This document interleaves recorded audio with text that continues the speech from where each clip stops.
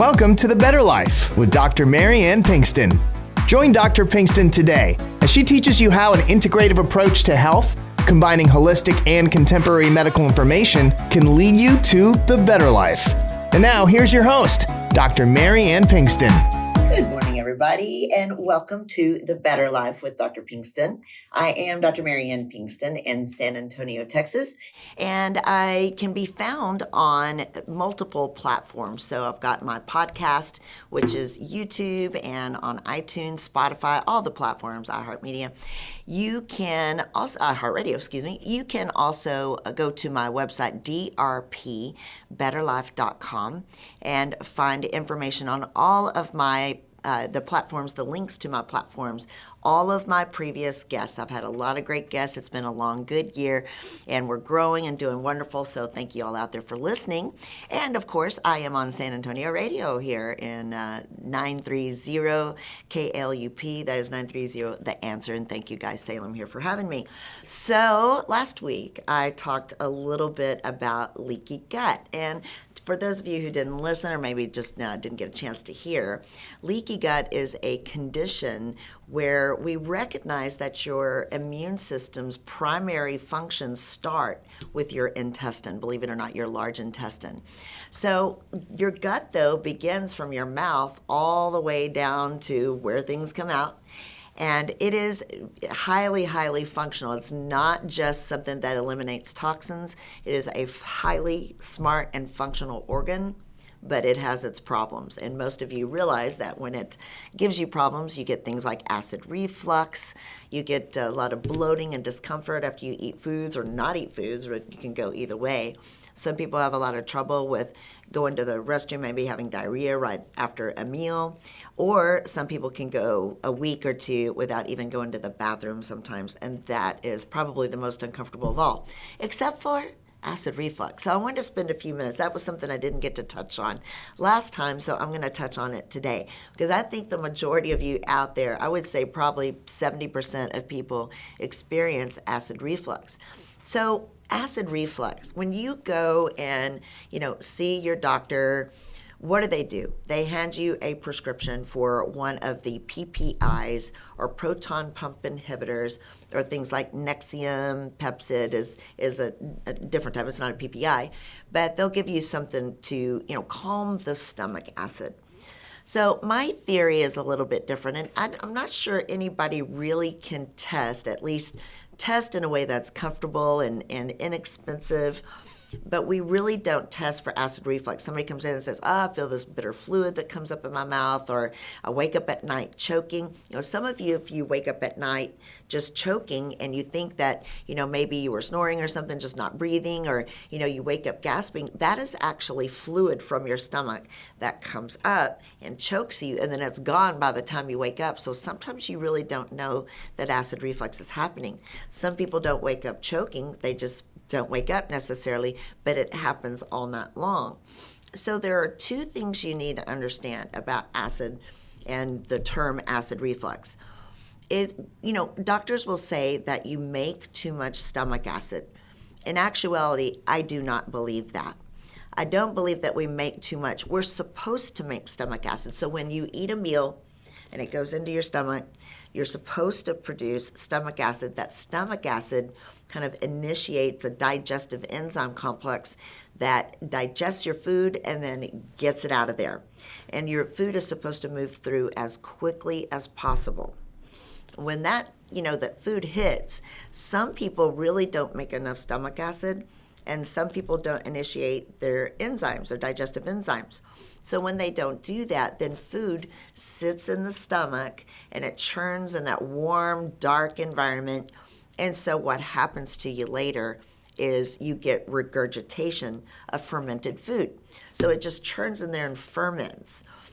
Lovely thought, I know. Sorry, we're going to talk about something that doesn't sound real great, but I really want you to understand. Because you can take then one of the anti-acid medications and it will calm down that pain and prevent that burning from the fermented food, but it does not help you digest your food. In fact, we feel that you miss out on some of the important nutrients that you should be getting from your food because it's not breaking down well and it's not breaking down in a timely fashion. So, this theory that we make too much stomach acid, to me, does not make sense. Of course we're supposed to make stomach acid, but we're supposed to move it out quickly. Now, I said there were two parts, right? So the second part of acid reflux is that you have got a little valve. It sits at the top of your stomach, at the end of your esophagus. So you eat a meal and it goes all the way down the food tube, your esophagus, and it hits the stomach. But right before it hits the stomach, it has to pass a little valve. So that valve is supposed to close off the stomach, not allow any contents to come back up. And if that is a little bit loose or weakened, then food is going to come back up. So that's the second part. Now, if you have things like ketchup, let's say tomato sauce based things, so pizza, spaghetti sauce, anything tomato sauce based, citrus products, if you smoke, if you drink alcohol on a regular basis, if you consume a lot of caffeine, those are the major players that play into the acid coming back up more easily and loosening that sphincter. So if you have trouble with certain foods loosening that sphincter and that valve, or if you just don't make enough stomach acid, then you've got the double whammy and you're in trouble. And that is a part of leaky gut. So last week when I talked about leaky gut, I talked about the fact that you have to have a nice balance of bacteria in the intestine, and you have to have a closure of the wall of the intestine. If the wall of the intestine develops little leaky channels, then food particles and toxins and things like that can pass through, get into your bloodstream. Your immune system finds that and says that's foreign material, like a bacteria or virus, and it will turn and start to attack that. In that attack, it attacks and attacks and attacks because there's food particles, being exposed all day long. Then your immune system eventually, with so much inflammation, will turn and attack you. So it is a channel all the way from the mouth, as we use mouthwashes and brush our teeth with, scope-based, alcohol-based, anything, that is based to clean the mouth and get rid of bacteria. Well, you are getting rid of bacteria from your mouth all the way down, and you are disabling your mechanism of controlling leaky gut. And that is why the stomach and the esophagus and the small intestine become part of this. So what do? When I have patients who come in who are so sick and just in so much pain from acid reflux, especially when they lay down at night, part of what you can do is avoid those foods late at night. Actually, it could be part of your intermittent fasting, trying to lose weight, is not to eat after 7 o'clock. And if you can put a couple of bricks, or even if you have to get as high as a cinder block, underneath the head of your bed, that will elevate your bed about 30 degrees, and that will allow gravity to pull fluid back down and not allow it to go up so high. So most of you out there, do you walk around and there's really no allergens in the air, but you walk around with a lot of mucus and, kind of drainage, and, you're having to clear your throat all the time, and, forget the African dust that we have in the air right now. But if you have to do that all the time, year round, you probably have acid reflux at night. You probably have leaky gut. A lot of people will use anti-allergy medications, not realizing that they need to fix their acid reflux. And you don't feel it. It just comes up at night. You don't necessarily feel it. Some people do choke and wake up, and they don't notice the fluid there. They may feel the burn, but sometimes it's just not very obvious. So what do you do about it? If you're going to replace the stomach acid, you said it, so I heard you say out there, what? You're going to give me stomach acid, but I'm trying to get rid of the acids. No, you don't have enough acid. So there is a way very naturally to replace your stomach acid and to replace the digestive enzymes.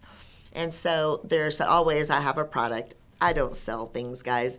It's not, there are times where I'll sell a little bit, but it's mostly just to get some good pricing. I'll join a company or something just to get good pricing for my patients. And if I make enough to buy a box of pens at the end of the month, then I'm lucky. But some of these things, you want to concentrate on some of the factors that I said last week on treating your gut. And I posted all that on my website. I'm also going to post this today, or as this airs, I will post about the digestive enzymes and the acid that you can use to replace what you're missing. And two, you want to avoid those foods that I mentioned. So tomato-based products, citrus products, too much alcohol, any really caffeine, so sodas and things like that, and smoking. Those are the major ones. And then also lift the head of your bed at night in order to keep the fluid down your stomach. But you would, if you're in a lot of pain, you have a lot of inflammation, then we can use one of the anti-reflux medications for a week or two. And then we can stop those, and I can start then the process of replacing your stomach acid and your digestive enzymes with a very simple supplement with very simple instructions, and I'll have all that. Now, please ask your doctor. If I am not your doctor, you must run these things by your doctor, because you could have something very significant going on and need an endoscopy from a GI doctor, a gastroenterologist, or a colonoscopy. So we don't want to avoid any alarm symptoms in which we need some testing done to check these things out. So please run this by your doctor. But again, if this is something that's been going on for a while, it's very simple, you've been on PPI a long time, then these are things that you can use, and I can have this on my website and take a look and see if this is something that might help you. Also, I recommend Dr. Josh Axe, so DRAXE.com. That is a great website to find a lot of information on more natural ways of healing your health. And I know people go to WebMD and go to a lot of health links on on Google. But the best way to do it is to hit something a little bit more integrative, and that is Josh Axe. So DRAXE.com. And I'll have that it actually is already on my website. You can go. So my website is drpbetterlife.com. Go take a look and see if you can get some idea about what to do about your acid reflux. And I want to move a little bit into kind of phase 2 here of something with leaky gut. But first, before I do that, I'm going to talk to you a little bit about something that occurs in your gut called fatty liver. 1 in 3 South Texans have fatty liver, and they have no idea. And fatty liver is where it takes a long period of time for the fats and the fat tissues to enter into the liver, kill the individual liver cells, replace it with fat tissue, and that can lead to scarring and cirrhosis down the road. So I went to go get my FibroScan from Pinnacle Clinical Research. They are one of my sponsors. And so I'm going to give you a couple of numbers, and you can also go to my website, drpbetterlife.com, and you can find information in the sponsor section. But you can also go to pinnacleresearch.com. You can find them on Instagram and Facebook. Their number is in San Antonio, 210-529-7978, and in Austin, 512-601-5788. That's pinnacleresearch.com. You don't have to spell Pinnacle, PINNACLE, research.com. All right, so the second part of this talk with leaky gut is going to be something called SIBO, or SIBO, tomato, either way you want to go with it. I call it SIBO. So SIBO are the letters SIBO, and it is small intestinal bowel overgrowth, small intestinal bacterial overgrowth. So SIBO is something that happens when bacteria get into your small intestine. You're not supposed to have bacteria in your small intestine. So when you get bacteria there, the overgrowth can cause you to have a lot of loose stools and diarrhea. So when you eat a meal and in the middle of the meal have to get up and run to the bathroom, usually that's what's going on. Now, there's celiac disease, there's all sorts of food intolerances. There are many, many things that can cause this to happen, but SIBO is something that is way, way overlooked.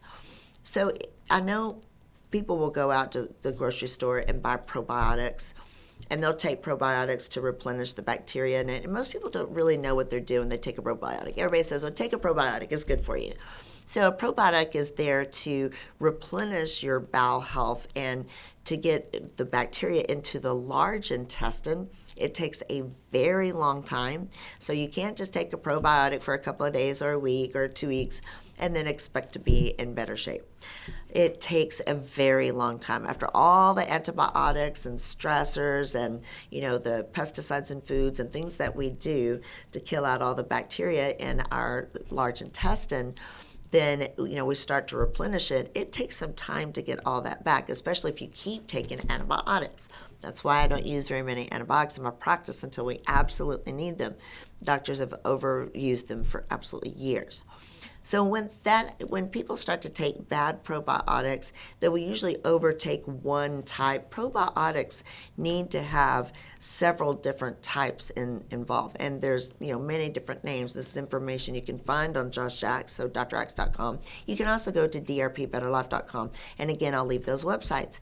And I will also leave a couple of versions of probiotics that are good. Again, I'm not here to make money, but here to just feed you information and good resources so you can find something that is reputable and highly recommended. And so with that, they should have at least about 5 to 7 different types. They should also contain something that's a prebiotic. Prebiotics are natural substances like oregano, and there's others that help to improve the function of the bacteria in your mouth because you're swallowing bacteria all day. And so you want the bacteria there to be healthy, but you also want to feed your upper intestinal system and make sure that that provides a healthy environment for absorbing foods and absorbing food through minerals and things to break down and to continue to go through the large intestine. So in that if when you take a bad probiotic, or if you take, some people will grab shakes and they'll add probiotics to their shakes, or there's a lot of different ways to do it. If you're not taking the right type, sometimes it can populate into your small intestine. When it does that, then that is what creates a very inflamed environment, and then you can start to have diarrhea and problems. So if you have that often, there is a medication that I can prescribe that is basically an antibiotic, but it's an antibiotic for the bad bacteria in your stomach, not the good bacteria. So it'll kill out the bad, leave the good, clean out the small intestine, and allow you to set up a good, at least base for new probiotics to go in and to start to populate. And that, again, will take many months to sometimes years after all the damage that we've done to it. So that is something you need to keep in mind. And that antibiotic is called Xifaxan. So it's Xifaxin, and it has been on the market for quite some time. It's used in liver problems, but we found out that it has this great effect on your GI system. So if you have a lot of trouble with irritable bowel, especially in the diarrhea type, then that is something that your doctor can prescribe to you. And you take it 3 times a day for 14 days, usually within a couple of days. It improves overall. But again, I ask you please to go talk to your doctor about your symptoms and what you're having. Make sure that you get a thorough checkup. Stay with all your screenings, especially at 45 and older, or if you're having some alarming symptoms that aren't getting better with some of the usual things that you've tried over the counter, it's time to go see your doctor. All right, we are going to take a short break and come back on the other side. I've got a few more things to talk about leaky gut-wise, and we'll be right back.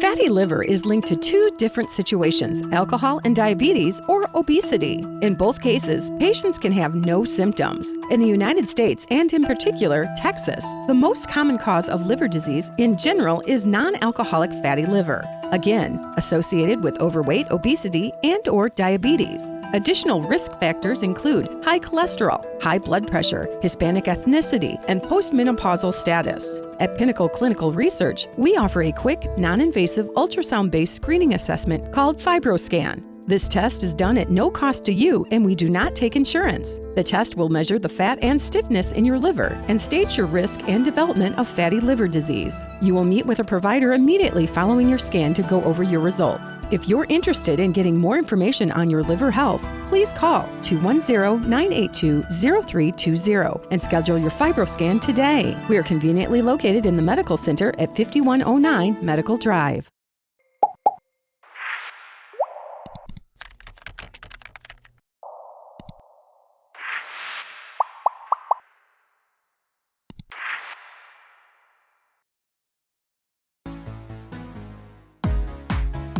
welcome back. Thank you for tuning back in on the other side here. After our break, I've been talking about leaky gut, been talking about acid reflux, and something called SIBO, small intestinal bacterial overgrowth.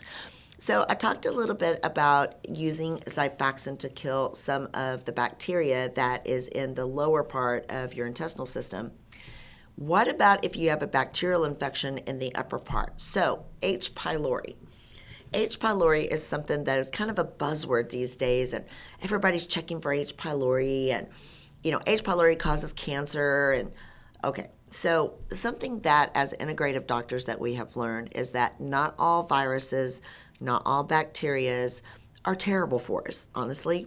So COVID is, yes, but we have talked about EBV, H. pylori, some of these other, viruses and bacterias that exist. When we die and we in our elderly age, our body is 70% viral and bacterial DNA. And it is absolutely phenomenal that we can actually change up our DNA. A lot of these things are meant to make us stronger and better. So it's not always a bad thing. Now, some of these infections can reactivate themselves and you can get sick again, or some of these can cause, kind of maybe encourage some cell overgrowth or cancer in the stomach. So we don't exactly know who is more susceptible to some of these bacteria and viruses than others. So H. pylori in some cases can have a beneficial effect. So you don't want to just wipe out H. pylori. It's out there. Everybody, I'm touching my phone on the tables, and it's out there, and a lot of us have been exposed. Some of our bodies don't really take it in and let it grow in our system. Some do, and it gets populated, and it actually winds up being a symbiotic or a good relationship with us. And some take it in and bad things happen, and that is the way all viruses and bacteria are. So you don't want to just widespread kill things out. When doctors give you medication to kill this, they give you several antibiotics, several PPIs, and the anti-reflux medications, and so they really wipe out your good bacteria in your gut, and that to me is more dangerous than H. pylori. So it's something that needs to be individualized, and it needs to be taken care of with delicate care, because it's not always a bad thing, and you really got to weigh the pros and the cons of what you're doing. So that's H. pylori. It's a little bit deeper than that. It would take me a whole show to go through it, but I know that is something important people have heard, and I wanted to touch base on that so that you kind of understand what we look at. The other thing that I want to leave you with as well is on the probiotics and the supplements that we use. Nothing can work well without the basics. So you need to go back to your basic nutrition. You need to go back and you need to eat the things that supply healthy fiber. Fiber is extremely important. Not only does it lower cholesterol, but it also helps clean the inside of your colon. There's some great studies that show it has some prevention in colon cancer, but it also prevents you from getting constipated, and so fiber is extremely important. The type of fiber is important too. That is also something else that I can leave for you on my website so that you understand the different types of fibers. So as well as making sure you get fiber, make sure that you get zinc and vitamin D. So vitamin D, I am always harping on vitamin D. I think vitamin D is one of the number one things that we need to take. Most people will go out and buy a vitamin D supplement, but D cannot be without K2. Everybody is purchasing, vitamin D2, D3, taking these higher dosages. Nobody's vitamin D is going up. We do get plenty of sun. There's plenty of sources for it, but the problem is K2. So I've said this before, I'm going to say it again. K2 is a vitamin that we don't make and is no longer in our food. So you have to pair it with vitamin D. For vitamin D to be accepted into the receptor and to get, changed into the forms that we need for it to work, you have to have K2. So if you're taking your vitamin D without K2, you're doing absolutely nothing for yourself and getting your vitamin D up. So, all right, well, that is Leaky Gut Part 2. I want to give you a little bit of information about where you can find me here in San Antonio. So you can always call the office at 210-698 7825. We do see patients with insurance and without. We are not very expensive. I do a lot of hormone replacement therapy, and it's natural and it's wonderful. So please give us a call if you would like to have a consult on hormone replacement therapy. But also, we see things like diabetes and cholesterol, thyroid, all those things that are kind of the regular family practice things that I see. But I do also a lot with weight loss and hormones and autoimmune and more integrative style type of medicine. So I'm out in Northwest San Antonio at 10865 Shanefield Road, Suite 1101, and it's 210-698-7825. You can also go to pinkstonfamilypracticesa.com. But I would love for you to listen to my past shows and go to drpbetterlife.com. That's where you can find all of the links to the platforms for YouTube and for the iTunes and Spotify and all of the media platforms. You can also find a blog and tons of information on past guests and all of my sponsors, from Pinnacle Research to PD Labs. And you can find more and more information of anything that we've talked about in the past. Please go back and listen to our past shows. Subscribe and share. Get me out there. And guys, thank you very much. Have a great week.